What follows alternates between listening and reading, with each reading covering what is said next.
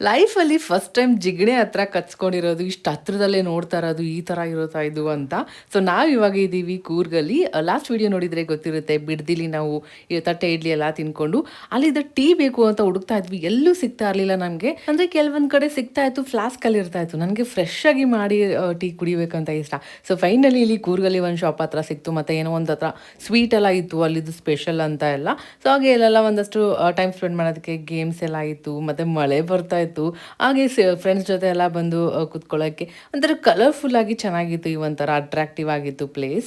Main road ಹತ್ರನೇ ಬರುತ್ತೆ. ಇನ್ನು ಯಾನಾಗಿ ಆ ಸ್ವೀಟ್ ಟ್ರೈ ಮಾಡೋಣ ಅಂತ ತೊಗೊಂಡು ನಮ್ಮ ಕಿರಣಿನ ಚಕ್ಲಿ ನೋಡ್ಬಿಟ್ರೆ ಚಕ್ಲಿ ಜೊತೆ ಟೀ ಕಾಂಬಿನೇಷನ್ ಅವ್ರಿಗೆ ತುಂಬ ಇಷ್ಟ ಆಗುತ್ತೆ. ನಾನು ಸುಮ್ಮನೆ ಕುತ್ಕೊಳ್ದೆ, ಅಲ್ಲಿ ಇಲ್ಲಿ ಆಡ್ಕೊಂಡು ವೀಡಿಯೋಸ್ ತಗೊಂಡು ಎಷ್ಟು ಚೆನ್ನಾಗಿದೆ, ಪ್ಲಾನ್ಸ್ ಕ್ಯೂಟ್ ಆಗಿದೆ ಹಂಗೆ ಅನ್ಕೊಂಡು ತಿರ್ಗಾಡ್ನ. ಯಾವ ಗ್ಯಾಪಲ್ಲಿ ಹೋಗಿದೆ ಅಂತ ನನಗೆ ರಿಯಲೈಸೇ ಆಗಿಲ್ಲ. ಆಮೇಲೆ ಏನೋ ಒಂಥರ ವೈಬ್ರೇಟ್ ಆಗೋ ಥರ ಆಗ್ತಾಯಿತ್ತು, ಒಂಥರ ಸೆನ್ಸ್ ಆಗ್ತಾಯಿತ್ತು. ಏನಂತ ತೆಗೆದು ನೋಡ್ರೆ ಲೀಚ್ ಅದು ಹೆಂಗೆ ನಾನು ಟಚ್ ಮಾಡಿ ಎಸ್ದಿದ್ದೀನಿ ಕಿತ್ತಿ ಅಂತ ನನಗೆ ಗೊತ್ತಿಲ್ಲ.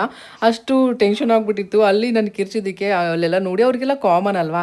ಸೊ ಅವ್ರು ಬಂದು ಅದನ್ನು ಕೈಯಿಂದನೇ ಎತ್ಕೊಂಡು ಹೋಗಿ ಆಚೆ ಬಿಸಾಕ್ಬಿಟ್ಟು ಬಂದರು. ಅವಾಗ ಅನಿಸ್ತು, ಓಕೆ ನಮ್ಮ ಸರೌಂಡಿಂಗ್, ನಮ್ಮ ಚೈಲ್ಡ್ಹುಡ್ ನಾವು ಹೆಂಗೆ ಬೆಳೆದಿರ್ತೀವಿ ಅದಕ್ಕೆ ನಾವು ಅಡ್ಜಸ್ಟ್ ಆಗಿಬಿಟ್ಟಿರ್ತೀವಿ, ನಮ್ಗೆ ಅದೇನು ಅಷ್ಟಾಗಿ ಡಿಫ್ರೆನ್ಸ್ ಗೊತ್ತಾಗೋದಿಲ್ಲ ಅಂತ. ಸೊ ಇನ್ನು ಅಲ್ಲಿದ್ದ ನಮ್ಮ ಜರ್ನಿ ನಾವು ಸ್ಟಾರ್ಟ್ ಮಾಡ್ಕೊಂಡ್ವಿ. ಜೋರು ಮಳೆ ಕೂಡ ಬರ್ತಾ ಇತ್ತು. ಮತ್ತು ಸ್ವಲ್ಪ ಯಾಕೋ ಗಾಡಿ ಮೂವ್ ಆಗ್ತಾ ಇರಲಿಲ್ಲ, ಎಲ್ಲ ಜಾಮ್ ಆಗ್ಬಿಟ್ಟಿದೆ ಎಲ್ಲ ಅಲ್ಲಿವರೆಗೂ. ಏನಾಗಿರ್ಬೋದು? ಅಯ್ಯೋ ಯಾಕೆ ನಿಂತ್ಕೊಂಡಿದ್ದಾವೆ? ಏನಾಗಿರ್ಬೋದು ಮುಂದೆ? ಏನಿಲ್ವಾ? ಸುಮ್ಮನೆ ನಿಂತಿದ್ದಾರಾ?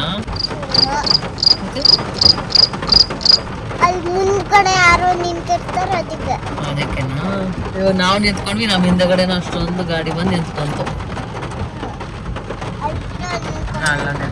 10-15 ಮಿನಿಟ್ಸ್ ಹಂಗೆ ನಿಂತ್ಕೊಂಡಿದ್ವಿ. ಏನಾಗಿದೆ ಅಂತ ಸ್ವಲ್ಪ ಮುಂದೆ ಹೋಗಿ ನೋಡಿದ್ರೆ ಲಾರಿ ಸಿಗಾಕೊಂಡ್ಬಿಟ್ಟಿತ್ತು. ಹಾಗೆ ಈ ಬಸ್ ನೋಡಿ ಎಷ್ಟು ವರ್ಷದಿಂದ ಇಲ್ಲಿ ಇದೆಯೇನೋ ಗೊತ್ತಿಲ್ಲ, ಫುಲ್ ತುಕ್ಕಿಡ್ಬಿಟ್ಟಿದೆ.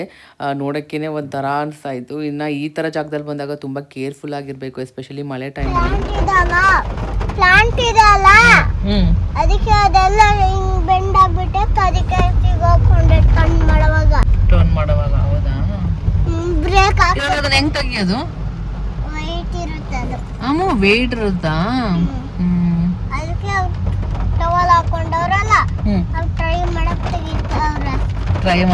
ತೆಗಿಯಕ್ಕೆ ಟ್ರೈ ಮಾಡ್ತಾವ್ರಾ?